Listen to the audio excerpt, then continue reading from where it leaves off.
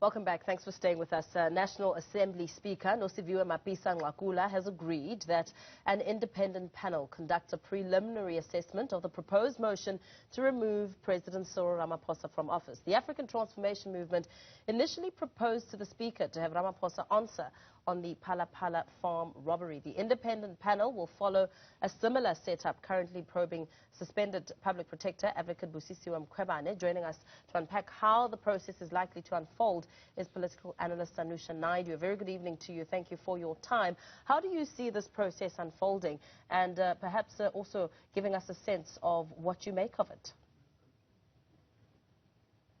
Good evening, Paul, and good evening to the viewers.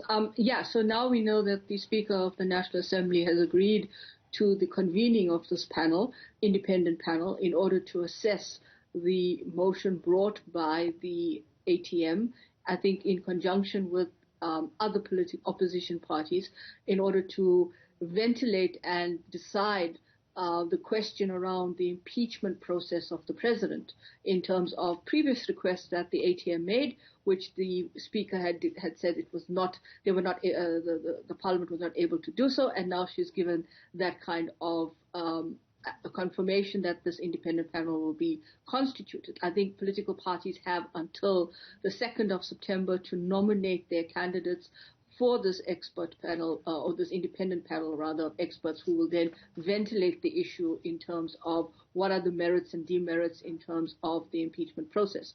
So obviously in the next couple of weeks until the 2nd of September, we're going to see that process. There'll be that process that will then be discussed by political parties. They'll be discussing it amongst themselves. They'll be discussing it between themselves. There'll definitely be the kind of lobbying and advocacy around the kinds of names and candidates that we put on the potential candidates that we put on the list for that panel. And I think at this point it would be premature for us to speculate on those names right now. Yeah. So I think that's going to be the first process that we have to watch for, and of course look out in terms of where that's going, and then wait for the 2nd of September when those names and candidate names are put forward by political parties in Parliament. The ATM argued that this matter has long been overdue and it shouldn't have taken 2 months for this decision to be reached. What do you believe to be the very careful considerations that needed to be made before this announcement was made? I think there were a number of issues in terms of what were the basis or the genesis for the ATM calling for the president to have a vote of no confidence. And I think that is the big question as well in terms of what constitutes the terms of reference for the panel that we currently have the Speaker say that can go ahead and start thinking about names for that panel, and of course the vote of no confidence, which in the context of Parliament was they were also requesting for that vote of no confidence to be held in terms of secret ballot.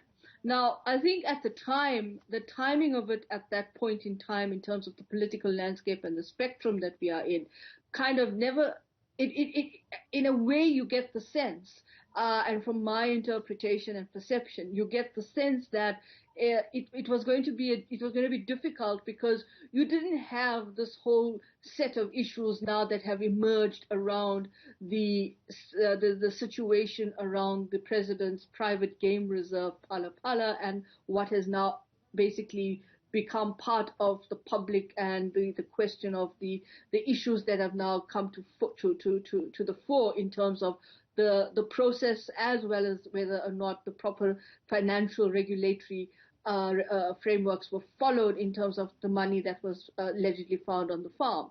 So I think in that context as well, that kind of sets the cat amongst the pigeons in a certain way, because what you now have is that situation.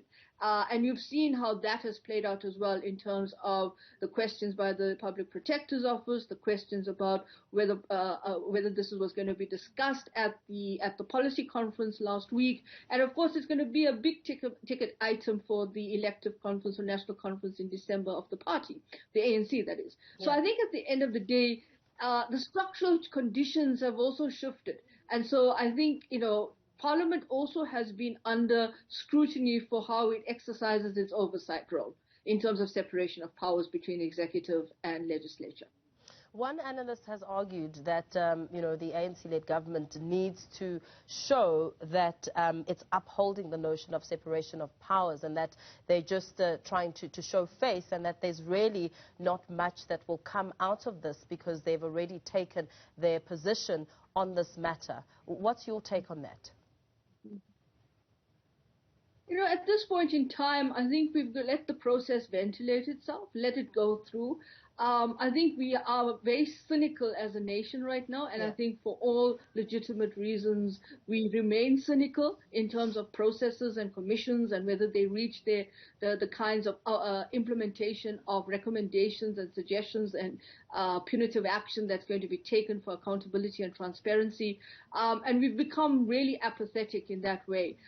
So I think at this point in time, it's really easy for us to get caught in the distrust, and we are very distrustful of government and of any kind of attempt or seemingly an attempt to address the situation. I think today, when you listen to the residents in Krugersdorp around the illegal mining and the miners and the situation with the relationship between the community and police and so forth, you can't shy away from it. So I think at this point in time, if it's going to be that kind of exercise in motion, then of course, again, the question is how much is going to cost the public and the taxpayer on this in terms of where it's going, and is it really going to create the kind of output and implementation in terms of having a viable set of recommendations that are going to be acted on, and not just an exercise in terms of saying we want to be seen to be doing something. So I think let's see what happens.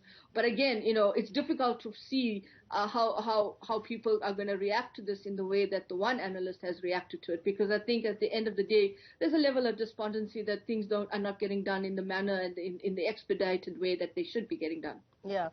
What have you made of President Cyril Ramaphosa's, you know, posture around this matter? I mean, he's been very vocal about not the finer details, avoiding the finer details, but just saying that he is not going to be bullied by anyone. He will continue to do his work.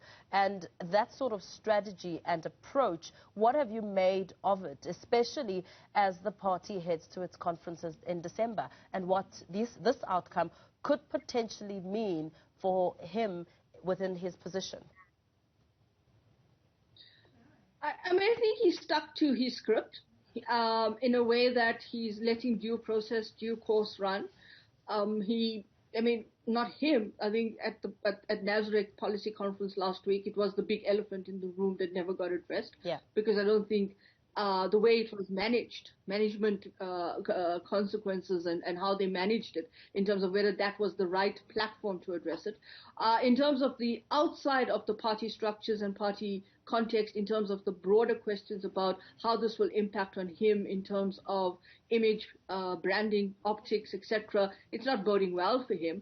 But he's stuck to what he believes is a situation that perhaps he knows best. I'm not in the mind of President Ramaphosa to understand how he's interpreting it and what he feels is the best possible way, and not coming out and discussing it, and perhaps remaining the way, approaching it the way that he's approaching it is what he feels is the right process and a way to deal with it. But it doesn't really necessarily mean that it's going to go away, that it's there. It sits like an irritating fly around you, and it's something that he has to deal with in terms of the party, in terms of his opponents, in terms of the fact that it's also impacting in the body politic of the state, among citizens, among perceptions of how citizens are reacting to it. It just doesn't have a good feel in terms of credibility. So whether there's impacts on him in the party and how it's managed in the party is one set of issues that need to be discussed and seen whether or not it will impact on him in December. But definitely his opponents in the party, they're going to use that. In terms of how it sits outside of the party in the body politic of the state is another question. And I think this is where the court of public opinion wants to see a president that may actually talk about it in a sense to say, you know, this is what happened. But I think it's such a complex issue. It's such a complex set of questions around what was happening around, with regard to this question, that it becomes almost a complexity within a complexity within a complexity. So it's really very, very difficult at this point to determine it, because I think the challenge is going to be, again, what happens in the run-up to next year's, not next year, the year after the national elections, and how people perceive these things. Yeah. Right now, I think at the moment, it's all about damage control and firefighting. Yeah. You say it doesn't have a good feeling in terms of credibility, but let's perhaps take stock of some of the big talking points that came out of the conference last week. I mean, a lot of talk and question as the analysis was being conducted was around the economy, jobs, young people looking for jobs, and you know, a lot of the talk being saying fix that part first. Yes, we do see that corruption has a major ripple effect, but fix the state of the economy, get those jobs, and you know, make the environment conducive enough for entrepreneurs and so forth. Do you think that with that part and the emphasis on that aspect of South Africa's dynamics, do you think that this perhaps leaves some room for you know, some trust within the system, should that part be fixed? I'm not sure, Paul, because we seem to be stuck on a vinyl record that's scratched completely. We hear the same issues. Yeah. We hear the same concerns. We hear what the diagnosis is of the problems we have, however chronic and acute they are: unemployment, inequality, household debt, rising costs of living, inflation. Young people, the level of unemployment amongst the youth in this country at unprecedented proportions. People are basically struggling at the margins in terms of the ability to live and their livelihoods. We hear all of that. Unfortunately, we're not hearing what's the plan. We're hearing what needs to be done, but we're not hearing the time frames around which they need to be done. Has government and even the ruling party set themselves out a time frame where they can say, within this period of time, these are the targeted goals and objectives that you're going to have implemented actions, and this is the matrix that we're going to use to assess whether we've achieved it? I don't think creating these broad frameworks and broad kind of matrix documents that don't tell you what are you going to achieve in terms of addressing the unemployment question? What are you going to do in terms of stimulating and basically catalyzing the economy for small, medium entrepreneurs? If I remember correctly last week, I don't think there was much discussion on SMEs. Yes, there was discussion on SMEs, but I think it needs to be much more than what it's currently being leveled at. We heard about the electricity generation plan, and the president came out with the energy emergency plan in terms of the energy reforms that apply to his economic reform of ease of doing business and so forth. But it's very macro and it's very broad, and I think this is why there's a cynicism about whether everything that he said is achievable. Yeah. Absolutely. Thank you so much for weighing in on that discussion. Political analyst Sanusha Naidu giving us some perspective.